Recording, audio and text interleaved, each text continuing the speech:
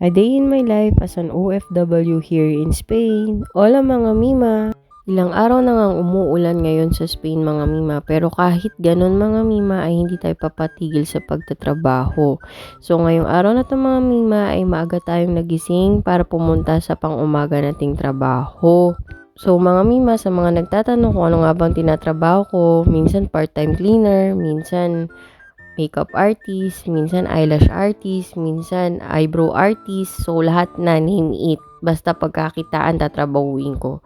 So, yun na nga mga Mima. Pagkatapos natin sa part-time natin sa umaga mga Mima, agad akong dumiretso dyan sa salon mga Mima kasi meron tayong kliyente na nakaschedule for hair and makeup today.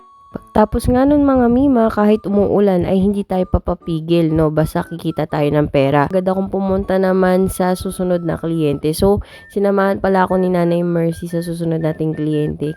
Kakilala nga pala ni Nanay Mercy yung magpapa-eyelash sa atin today. Mga Mima, nagpa-home service pala si Madam kasi wala siyang time dahil nga galing siyang work dyan. So, yun na nga mga Mima, dito ko na tatapusin yung vlog na to. Tingnan nyo naman, umuulan pa. Pero kahit ganun, go pa rin tayo. So, yun lang mga Mima for today's vlog. See you again in my next vlog. Bye!